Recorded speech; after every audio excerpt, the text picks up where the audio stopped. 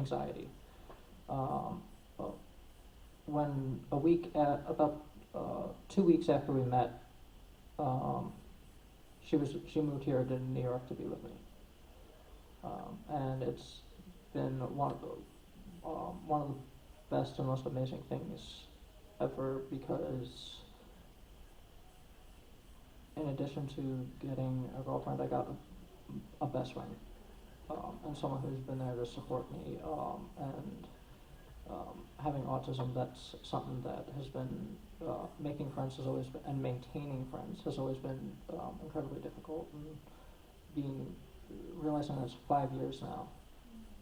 It's usually she's here at the panel moderating, but this year she's not here moderating because she actually is over at the Lincoln Center doing seamstress work. But it's really when I talk about the power of community and community building, that's what I mean is we live in the era of the internet. Distance is no longer a boundary, and making friends and creating a community.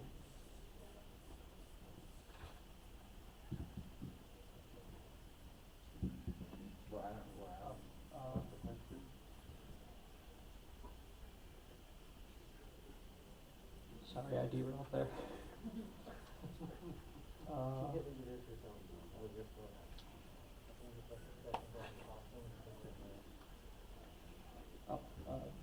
Do you want to talk a bit more about Magic Wheelchair? Sure. What's the coolest build you've done? Yeah, so I've done two. The chair one is the one that's finished. I'm in the process of another one now. That is like this makeup counter vanity thing. So that was something I had very little knowledge of going into it. I had to learn quite a bit about makeup and beauty and whatever else. So that was a fun research project. It's in terms of techniques, I'm learning new stuff all the time. The foundation of both of these costumes have pretty much been PVC because it's easy and expensive, and you can build it around something pretty easily. But varying from there, when we did the chair the first year, it was this material called chloroplast, which we thought was going to be this magic material at the time. And then after cutting it out and getting ready to assemble it, we realized nothing really sticks to it, and that was a problem. But we kind of worked our way around it. We sewed this pretty awesome thing of the car together, and so it looked great in the end. We were able to salvage it, but do your research on that, I guess, is the advice we learned from that. The costume we're working on now, we laser cut a lot out of MDF and masonite. That's been a cool one as well. It's like this desk vanity thing in the front and this nice big mirror in the back with like all these light bulbs. And she's going to be sitting in the center, so she's like in the mirror. We're really excited to finish up that one. We're pretty much built, painted everything. We're just in the final stages now. It's a really fun thing to do with your friends. You get to work on this big costume together with all sorts of other people. That's awesome. Like, one of the things, we get a chance to work with folks with like multiple different types of disabilities, some physical, some invisible, some visible. But for y'all who've been doing like some serious cosplay and the rest of the panel, I want to throw this back. How would you suggest that someone gets started, especially if they have a disability that might give them limited visual acuity or like limited dexterity, where they're worried they might not be able to do some of the painting or some of the sewing? Like, what do you guys think would be a good place to sort of like as a starting point? So one of the things that I really emphasize is community building. When it comes to cosplay, one of my favorite parts about it is the building aspect, and getting a group of fellow cosplayers in your area together and, hey, let's all meet up and, you know, help each other build our costumes. Because you are able to pool resources, because, you know, not everyone has all the same tools, but also each other knows, you know, everyone has their own skills that they bring to the table, and so that's, you know, one thing that can help. Another thing that I've found to be incredibly helpful is, you know, there's nothing wrong with getting a pre-built costume. There's also nothing wrong with, you know, as someone else mentioned earlier today, they called it a lazy cosplay, you know, but it's not lazy. It's, you know, about being, you know, comfortable in, you know, your own, you know, skin, and, you know, whatever you want to make, you know, make out of it. Cosplay, that's the beauty of cosplay. It is what you make of it. You know, it all starts with, you know, coming up with an idea. Go ahead.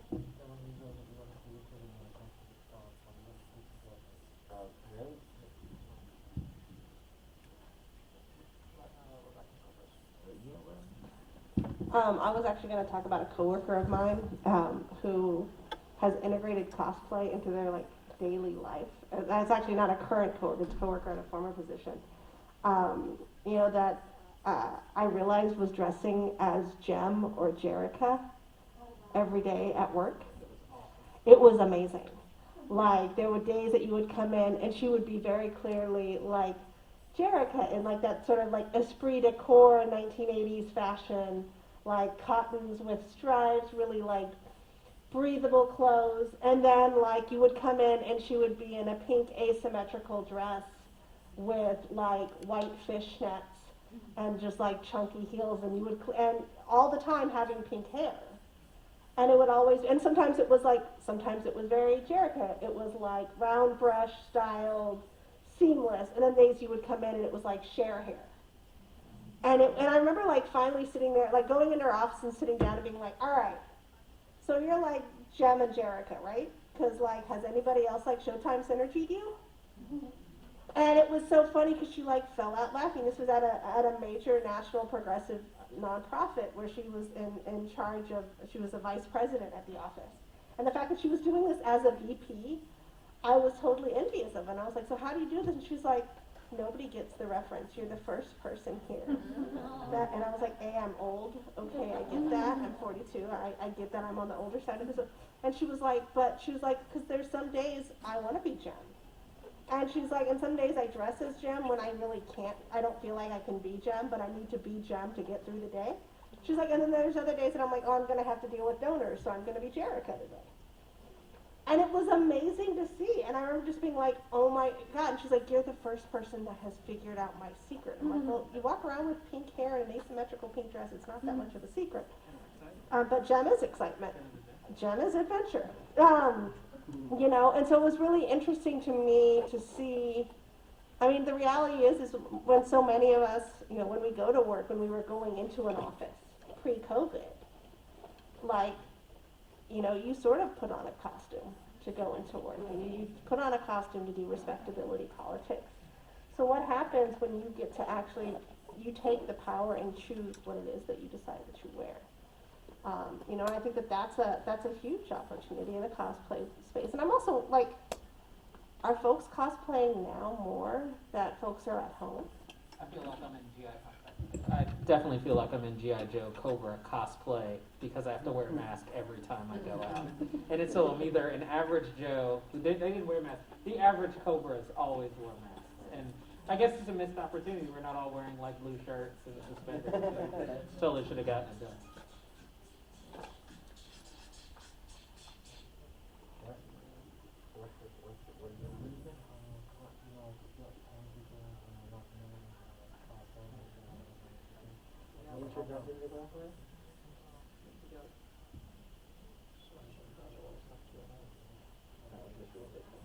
We'll be back after this Stop. commercial. Stop.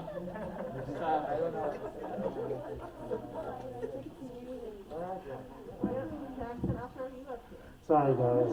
Yeah, I like Jack. it. Yeah, sorry guys, just a little bit.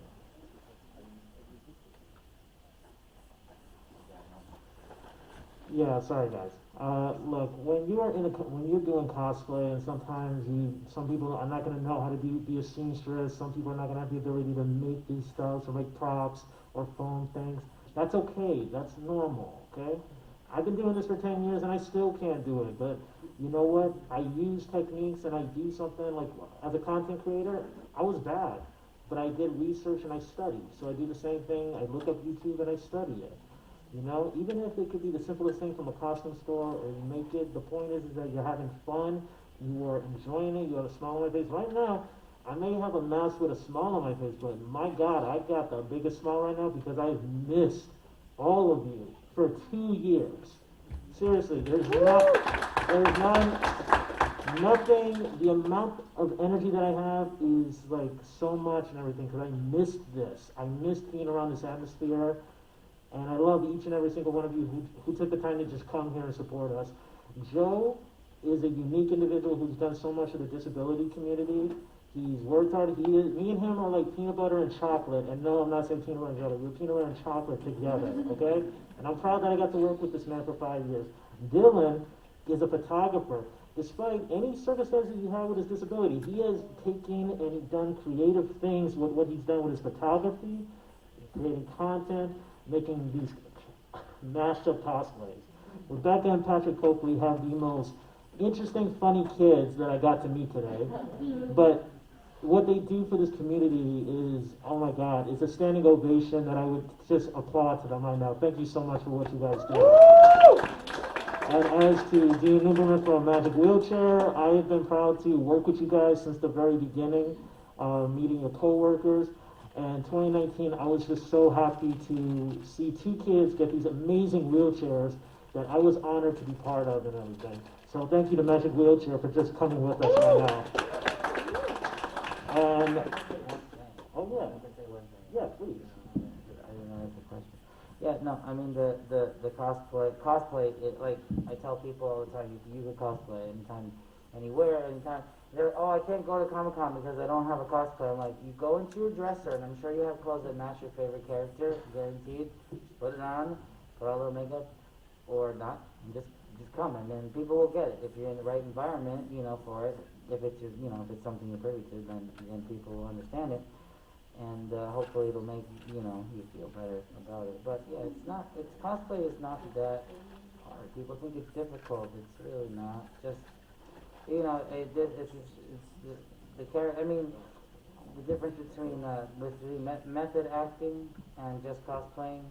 You know, there's some people think, oh, well, if you feel like you're the character all the time every day, then it's like too much and you're being like, you know, overboard. But I think that if there are parts of the character that you could take, that you use in your regular day life that makes you feel better, then do it. You know? And we're going to start the Q&A. If we have anyone who wants to ask questions, please feel free to say what you need to say, and we will answer as clearly as we can. And I just want to give a shout out to my man Mark over here. He has been the cameraman, and he is also autistic. Thank you so much, man. So if anyone has any questions, please let us hear your voice, and please tell us anything on your mind. Question. For the magic wheelchair, are you going to be teaming up with Pixologic again? Sorry, what was that? You going to be teaming up with Pixologic? So, hold on, I'll repeat just so, in case anyone can't hear. So the question was, if Magic Wheelchair will be teaming up with Pixologic again? Yeah, that's, I'm not sure. I'm not sure. Yeah, I'm sorry, I can't answer that. I don't know. Well, if you're not going to team up with them, can you provide schematics for the wheelchairs? This way people in the community can maybe send you some like models that maybe you can use. Yeah, I mean that'd be awesome. I think having models for the chairs would be one of like the best things. I'm a builder, so I just work with a team and we make the chairs. So I'm not fully sure on that stuff. But what I can say is we do with the team that I work with, we do a lot of it in CAD, so having those models would be awesome. If you give us your contact info after the panel, we can get, we can reach out to you know, give your feedback to the Magic Wheelchair rep that usually is here at the panel with us, but isn't here with us this year, and he'd be able to give you a better answer.